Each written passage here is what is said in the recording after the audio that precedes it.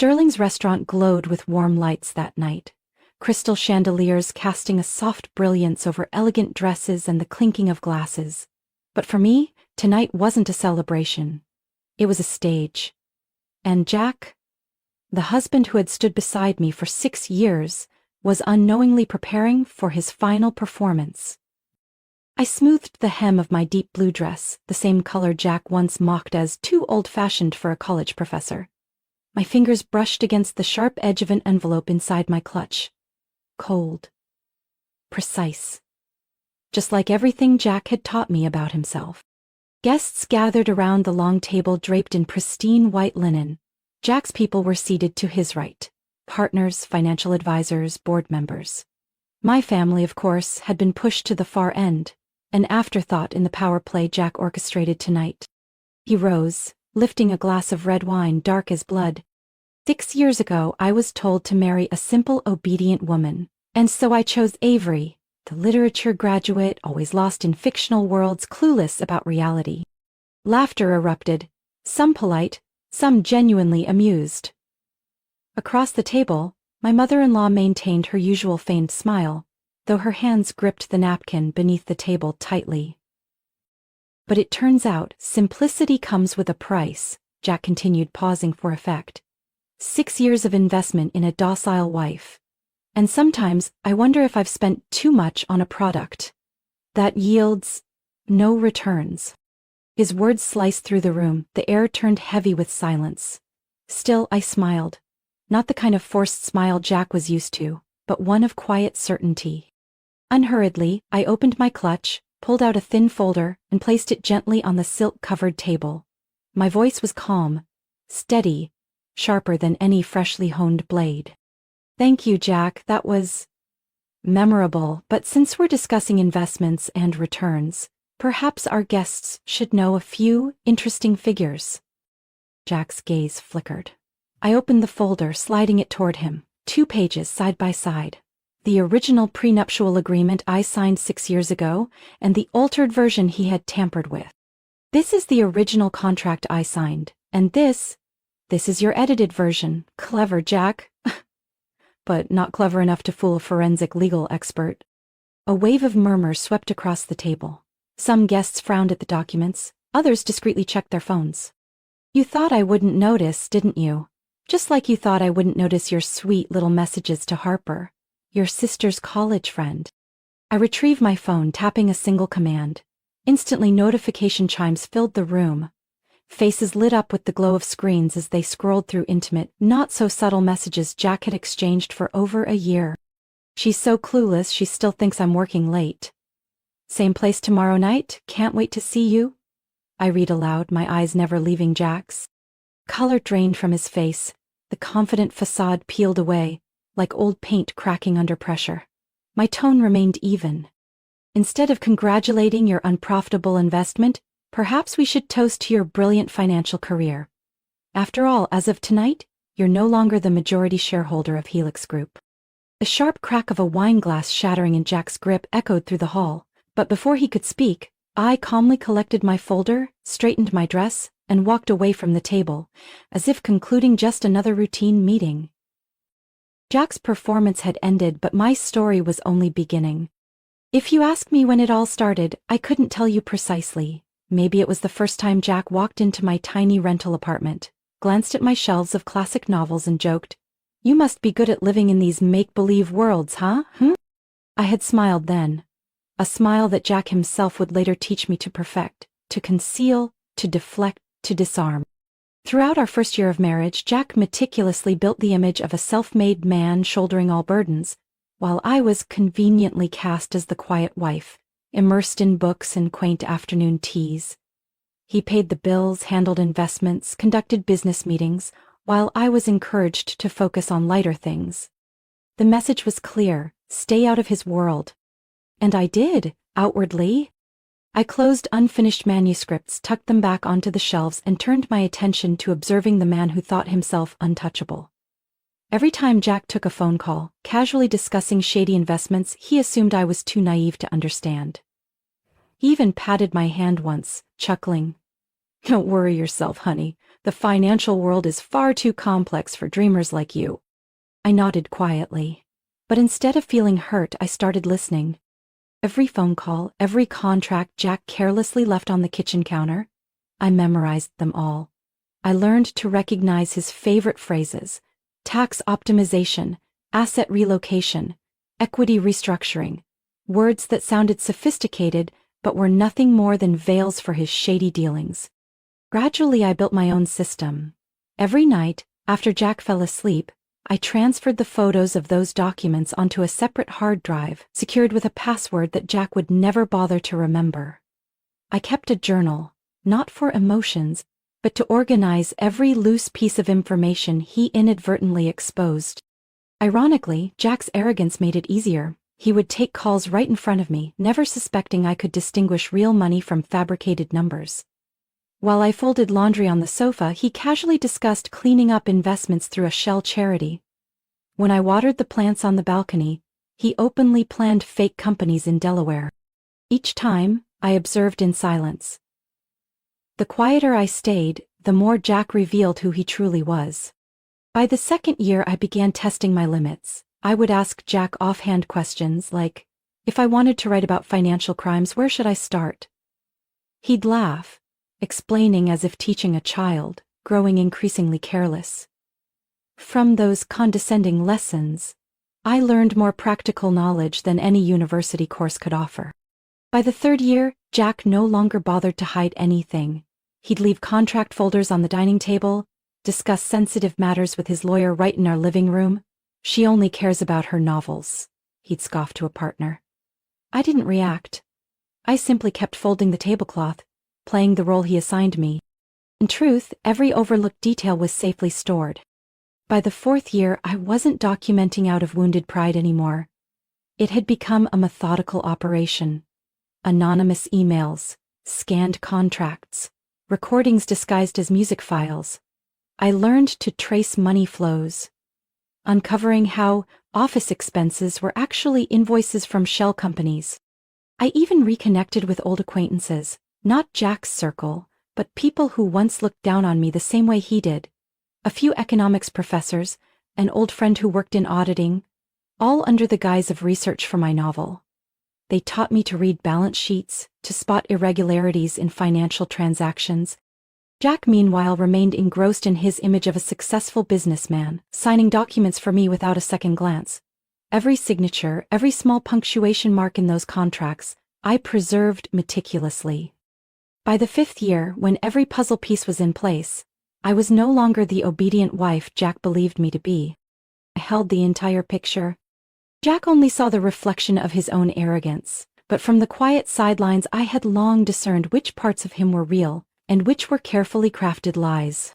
I didn't need to shatter that illusion immediately. I simply had to wait for it to collapse under the weight of his own contempt. That afternoon, a sudden downpour swept across the city. I had just finished teaching my final class of the semester, still holding a stack of ungraded papers, when Jack texted. Running late, urgent meeting. I was used to it. Those clipped, impersonal messages had become routine over the past year, sounding more like a boss texting his assistant than a husband speaking to his wife. I didn't ask for details. I didn't need to. Jack assumed my silence meant I still believed him. His mistake was thinking I remained as trusting as 6 years ago. That evening, with the house to myself, I decided to organize the bookshelf in his study, the place he assumed I only entered to dust off my old novels. But tonight, I wasn't looking for books. In the bottom drawer of his filing cabinet was an old laptop Jack often took on business trips. I had seen him hastily plugging it in, entering passwords, thinking I wasn't paying attention. But he forgot I had been observing his every habit for 5 years. I knew he used his mother's birthday for every important password. The laptop powered up slowly, as if reluctant to reveal what lay within. Then a notification appeared in the lower right corner. One unread email.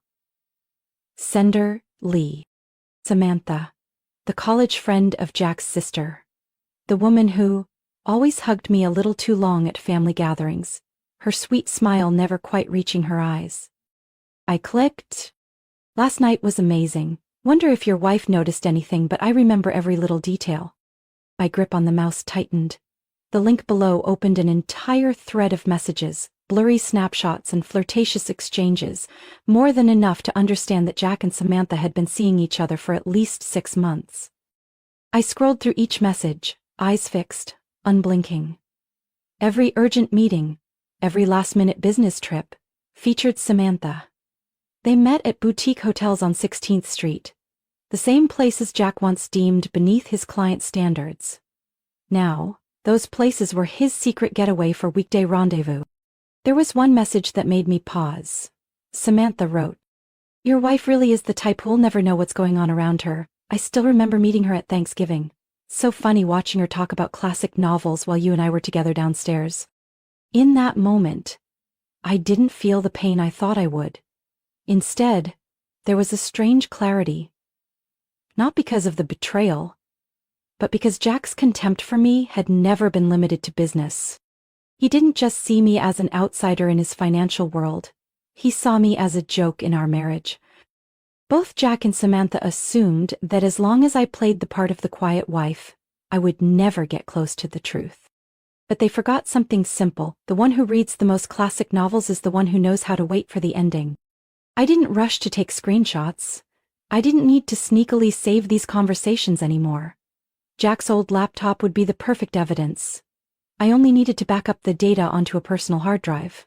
A small device that fit in my palm but held every lie Jack had worked so hard to hide. When Jack came home that night, the rain still drizzled against the porch. He kissed my cheek as usual, his eyes barely glancing at the stack of graded papers on the table, never noticing the tiny hard drive I had just tucked away in the drawer. I kept my usual smile, asked him about his urgent meeting, made him tea as if everything was still under his control. But from that moment, everything had changed. I no longer documented things out of wounded pride or to prove my worth to a man like Jack. I documented to prepare for the day when all that contempt would be exposed. Publicly. Clearly. Unmistakably. And I already knew exactly when that day would come. Jack still thought he controlled everything in the palm of his hand. Meanwhile, I had learned to turn the things he most despised into the sharpest weapons. 3 days after discovering the messages between Jack and Samantha, I arranged a meeting with Elena Carter, a former college classmate who now worked as a financial and divorce attorney in Boston. I texted Elena with the perfect excuse: "Need advice for a character I'm writing." Elena knew my habit of obsessing over details, so she didn't suspect anything when I invited her to a quiet cafe near Riverside. We sat in a corner by the window where the soft autumn light filtered through, gentle yet sharp enough to reveal what needed to be seen. "I'm working on a character, a wife who discovers her husband is committing financial fraud. I'm curious, how does the law handle it if she gathers evidence herself?" I asked, my tone as casual as if discussing a plot twist. Elena chuckled, shaking her head. "Who is this wife character? Another woman who seems harmless but turns out to be dangerously clever?" I smiled faintly, neither confirming nor denying. Elena was still as sharp as she had been in college. She explained the legality of one-party consent recordings in Massachusetts and the circumstances under which a wife could lawfully retain financial documents to protect her marital rights. "But be careful, Avery. If your story is real, gathering financial intel requires a strategy. Once he realizes, things won't be so simple." I nodded. Elena didn't know that this story was unfolding inside my own home. After that meeting, our coffee catch-ups became more frequent. Officially, we discussed novel ideas. In reality, each conversation was a legal briefing in disguise. I learned how to ask innocent questions while extracting razor-sharp information, how to file a financial fraud report, how to authenticate internal documents, how to challenge a prenuptial agreement altered post-signature. It was through one of these literary research chats that Elena introduced me to a crucial name, Jonathan Myers, a forensic accounting expert who had helped several financial abuse victims expose complex fraud schemes. "You'll probably think you're an eccentric writer obsessed with finance, but that's the best shield you can have," Elena winked. At my first meeting with Jonathan, I brought along a folder labeled Research Materials for a Novel, filled with copies of Jack's discarded investment contracts. Jonathan reviewed them, his professional frown deepening. Are you certain this is fiction? Because if these numbers are real, your character's husband is teetering on the edge of serious legal trouble. I simply smiled, playing the part of a writer out of her depth. From that day, Jonathan became a silent piece in my plan. He analyzed every expense Jack had claimed, traced how charitable donations were actually asset transfers, and most importantly, he was the first to uncover that my prenuptial agreement had been tampered with. Your signature is real, but these clauses are not from the original contract. The person who made the changes did a skillful job, but there are still traces. And that's all we need, Jonathan concluded. Which makes this entire agreement invalid. I thanked him, feeling as if a long loose link had finally been tightened. The deeper I dug, the more I realized how severely Jack had underestimated me. He casually brought home critical documents, mixing them with grocery receipts and junk mail. Some evenings while Jack was busy making calls in his office, I would sit quietly in the living room, pretending to research for class, all the while listening to his plans of transferring shady funds through Cayman Islands accounts. I recorded every conversation. No drama, no fuss, just small, discreet recording devices hidden inside the wall clock. Ironically, the one Jack himself had chosen. I also prepared multiple layers of backup for every piece of evidence. External hard drives, printed documents, anonymous cloud storage. I left no loophole that could be used against me. Over time, I realized patience was no longer just a facade. It had become my greatest strength. Every time Jack dismissed me at social events, every time he scoffed when I mentioned my world of books, I saw it more clearly. The more he looked down on me, the more I tightened my grip on the perfect ending. And I knew that day couldn't be a rushed blow. It had to be a precise strike, well-timed, powerful, and ruthless enough to make Jack understand his dreamy little wife had never been idly lost in fiction. I was right here, in reality, and every single minute I had been getting ready. The second floor of the Lancaster Hotel shimmered under golden lights, reflecting off white silk drapes and meticulously arranged rose bouquets. Our 6th wedding anniversary. Or rather, the final act of a 6-year-long play. Jack stood at the center of the banquet hall, greeting guests with the confident smile I once admired, now just a fragile mask. A week ago he had signed his biggest deal of the year and was basking in the glow of being the successful husband. I wore an ivory satin dress, the same one Jack once sneered at as too old-fashioned for someone like you. It didn't matter. Tonight I didn't need to stand out. I only needed the composure to watch him bring himself down. Avery, you look lovely tonight, just your style, safe, modest, and forgettable, Jack whispered into my ear with that familiar condescending tone. I smiled, my hand brushing the clutch that held the folder. A USB drive and Elena Carter's business card. The lawyer friend who had helped weave this entire counterstrike. I had played the role of the obedient wife for 5 years. One more evening wouldn't hurt. The party carried on with boisterous laughter. Jack's business acquaintances toasted to his success, shaking hands and exchanging compliments. My family was seated quietly at a side table, near the exit, as part of Jack's carefully curated social hierarchy. I observed silently, reminding myself to breathe evenly, just a little longer. Around 8 p.m., as the wine had loosened every tongue with self-congratulatory stories, Jack stood, raising his glass. Ladies and gentlemen, thank you all for being here to celebrate 6 years of unwavering partnership between Avery and me. 6 years might sound long, but in a career, it's merely a brief stop. And sometimes, such stops require a companion who knows when to stay silent and when to smile without asking questions. Polite chuckles rippled through the room. Jack was used to this. He relished controlling the narrative, delivering each line with the perfect balance of charm and subtle condescension. I'm fortunate to have Avery. She understands the value of knowing her place. A literature professor, immersed in worlds of Gatsby and Anna Karenina, blissfully detached from the complexities of finance and business. That's what makes her the ideal wife, a partner who doesn't interfere. I heard my mother exhale sharply from the back of the room. My sister squeezed her husband's hand, her eyes darting toward me with concern, but I simply smiled and stood slowly as the lackluster applause died down. Thank you, Jack. That was a memorable speech, but perhaps we should also thank our guests for being here tonight. because I believe this evening will be remembered for much more than knowing one's place. I opened my clutch, retrieved the folder, and placed it gently on the table in front of Jack. My voice remained calm, not a single note higher than usual. This is your 6-year anniversary gift, Jack. A contract, not a financial one, but our original marriage contract. Jack froze. Whispers rippled through the room as I unfolded 2 sheets of paper side by side. One was the prenuptial agreement I signed 6 years ago, the other was the version he had so meticulously altered. Perhaps you thought I couldn't tell the difference between a legal clause and a paragraph from a novel. Funny, isn't it? You've always underestimated a literature teacher's reading comprehension. The room gradually fell silent. Jack reached to close the folder, but I pulled out a USB drive, placing it neatly beside the papers.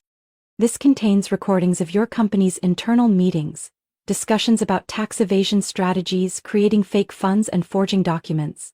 You once said it was all too complicated for me to understand. Fortunately, my friend, attorney Elena Carter, understands it perfectly. At that very moment, the banquet doors swung open. Elena entered, walking straight toward us, carrying a document case. No introduction was needed. The look on Jack's face was enough for everyone to realize this was no coincidence. Good evening, Jack. We met at the Boston conference, remember? I'm not here for dinner tonight, but to deliver some important documents. Elena placed a thick folder on the table, her tone polite but cold. I glanced at Jack. Beads of sweat formed on his temple. His trusted friends exchanged uneasy glances. A few pulled out their phones, pretending to check messages, desperate to avoid the heavy atmosphere spreading through the room. And by the way, I continued, I think everyone here deserves to know about your special relationship with Samantha Lee. The messages, the photos, have just been sent to every guest in this room. Right on cue, phones chimed in unison. No one spoke, but the silence was heavier than any accusation. Jack gripped the edge of the table, his face turning pale. He opened his mouth to speak, but Elena cut him off first. I'd advise you to remain silent, Jack. From this moment forward, anything you say will be considered within a legal context. I looked around the room. Every eye was now fixed on us. But this time, I wasn't the invisible wife standing behind her husband. I took one step forward. Ocean's battle, I'd waited long enough to never lower my head again. The air in the banquet hall grew suffocating. Phones buzzed relentlessly as everyone read the stream of messages I had exposed. Jack's flirtatious words to Samantha Lee, mixed with after-hours photos they thought were their secret. Jack scanned the room, his gaze seeking help from familiar faces. But no one spoke. The same partners who once shook his hand and toasted to his success now avoided his eyes, quietly distancing themselves from the center table. This is all a misunderstanding. Jack forced a smile, but it was crooked, brittle, making the room even more uncomfortable. I stood there, composed, as Elena pulled a stack of divorce papers from her case and laid them gently in front of Jack. These are official documents, Jack. A copy has already been submitted to Suffolk County Court. They include a petition to nullify the prenuptial agreement due to evidence of fraud, along with comprehensive proof of your tax evasion and falsification of financial records. Jack stiffened. The fake composure he had worn cracked visibly as layers of his usual confidence were peeled away without mercy. You think these cheap novel tricks can bring me down? Jack snarled. All you have is a pile of papers patched together from your imagination. Elena didn't respond, but right then the banquet doors opened once more. 3 men in gray suits entered the room. Their cold, sharp gazes swept across the space before landing on Jack's pale face. Mr. Jack Hamilton? The man in front spoke, his voice deep and firm. We are with the Federal Financial Crimes Division. We have a warrant for your arrest on charges of tax evasion, financial fraud, and falsification of federal documents. A murmur rippled through the crowd like an undercurrent. Jack stepped back, trying to maintain his composure, but his fingers clenched so tightly they turned white. This is a mistake. I fully cooperated with the IRS. He turned to his silent business partners. We all know financial restructuring is standard practice. None of this is new to anyone here. But no one spoke in his defense. Even David Parker, once considered Jack's right-hand man, quietly stood up, grabbed his coat, and avoided Jack's gaze. I'm sorry, Jack, but I can't be involved in this. Good luck. David said softly, then walked away. Jack's lips pressed into a thin line as he watched him leave. Then, he spun toward me. "What did you do? Did you report me?" I didn't answer immediately. I simply pulled from my handbag a copy of the whistleblower report I had filed with the IRS 3 months earlier, along with a detailed log of financial evidence Jonathan, Elena, and I had compiled. I did exactly what a wife who knows nothing about finance should do, Jack. I protected myself. The silence in the room was colder than the wind outside. Jack knew there was no way out. "What do you want? Money? Are you trying to humiliate me for leverage?" His voice was harsh, but the confidence had drained away, leaving only desperation clinging to every word. "I want the truth in its rightful place," I replied, my tone calm, almost gentle. "As for the price of underestimating people, Jack, that's for you to reckon with." The agent stepped forward, removing a pair of handcuffs from his belt. "Mr. Jack Hamilton, you have the right to remain silent. Anything you say can and will be used against you in a court of law." Jack recoiled, his eyes locked onto mine. "You'll regret humiliating me in front of all these people, Avery." I looked at him, neither angry nor bitter, just the steady gaze of someone who had waited far too long to see the truth beneath a polished facade. "No, Jack, what I want is for you to finally realize that the person who destroyed you isn't me. It's the man you chose to become." The cold click of handcuffs echoed through the room. Jack was led away under the watchful eyes of everyone present. Those who once held him as a standard of success now kept their distance, fearful of the fallout. As Jack disappeared through the doors, Elena placed a light hand on my shoulder. "Are you all right?" I took a deep breath, my gaze lingering on the banquet table where Jack's arrogant laughter had filled the air just moments ago. "I'm all right, just pitying a man who once had everything, and lost it all because he never learned to respect the woman he deemed the stupidest." 3 months after that fateful night at the Lancaster Hotel, I stood at the lectern of Riverside College, listening to the soft scratch of pencils and the curious eyes of students fixed on me. "So, in The Great Gatsby, do you think Daisy truly loved Gatsby, or was it merely the image of him she adored?" I asked, smiling slightly as hands slowly raised. I was still a literature professor, as I had been for years, but for the first time I no longer felt small in my own classroom. My name now read Avery Hamilton Carter. The small plaque on my desk had been replaced, marking an entirely new chapter in my life, one of agency and freedom. After class, I gathered my materials and stepped into the campus courtyard, where April sunlight warmed the budding trees. In my handbag was the manuscript of my first book, already scheduled for a meeting with the publisher, Hidden Truths, A Woman's Guide to Financial Self-Defense.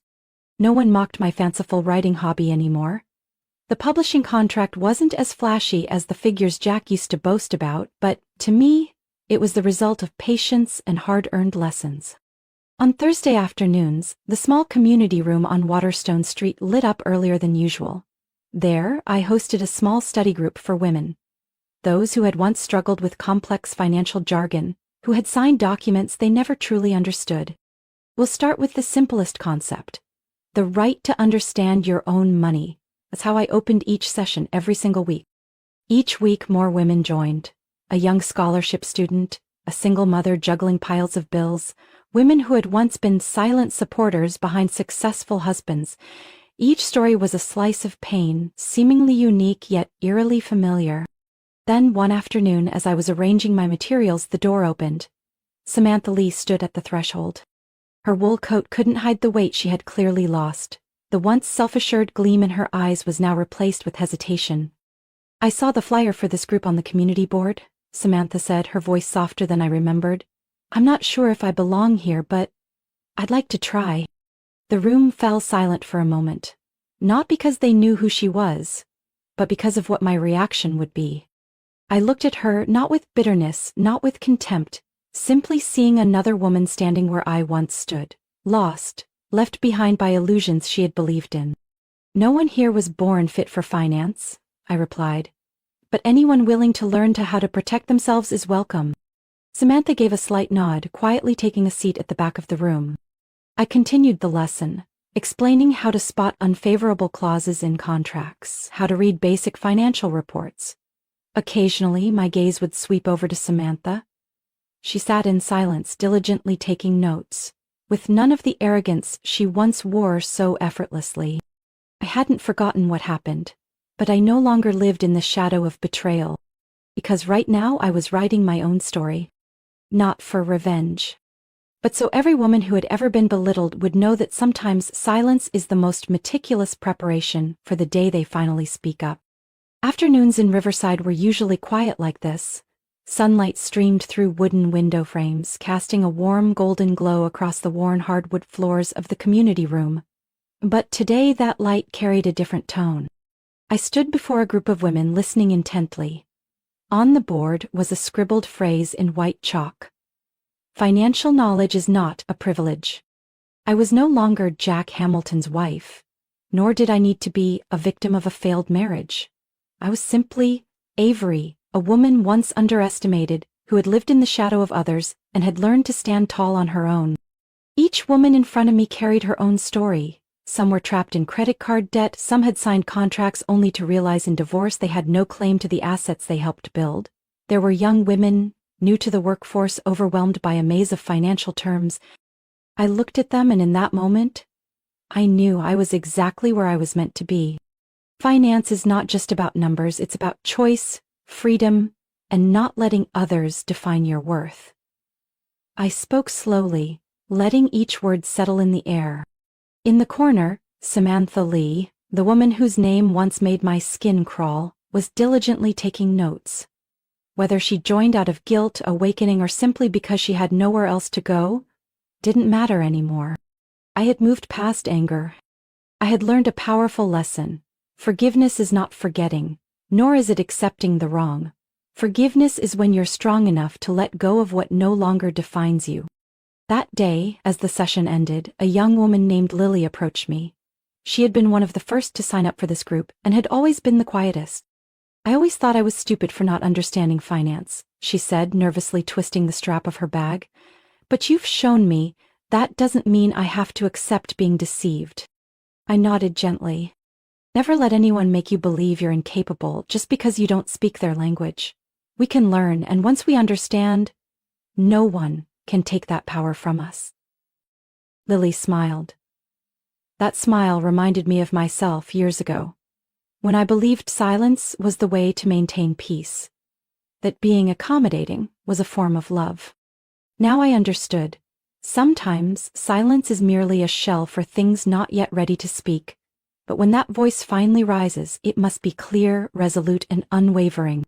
The story of Jack Hamilton continues out there, in the headlines, in the ongoing courtrooms, but for me, everything ended the moment I stepped out from the shadow he had cast. Because the greatest power Jack believed he held was nothing more than an illusion fed by my own quiet compliance. Now it's different. Now I am the one writing my own script. In the months that followed, my small study group gradually became a support network. From hesitant conversations, we built in-depth workshops, contract reading sessions, and even seminars on salary negotiations and personal investments. No need for noise. No need for display. Each woman here is quietly rewriting her own story, little by little, with patience and resilience. And I, the woman who once thought she belonged only among old, dusty books, now witness this transformation every day. When the final class of the spring session ended, I gathered my materials, turned off the lights, and stood still, looking at the whiteboard with its faded words from our last discussion. I knew my story had reached a full stop.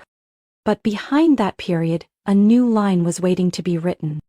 A story that no longer begins with who I'm married to, but simply with a woman who knows what she wants, knows how to protect it, and is at peace with not needing anyone else's validation but her own. Avery's story isn't just the end of a deceitful marriage, it's the beginning of a woman who dared to step out from the shadow others drew for her. From a dutiful wife, Avery quietly gathered the truth, patiently learned, and rewrote her destiny with intelligence and resilience. Today, she is no longer a victim, nor does she need recognition.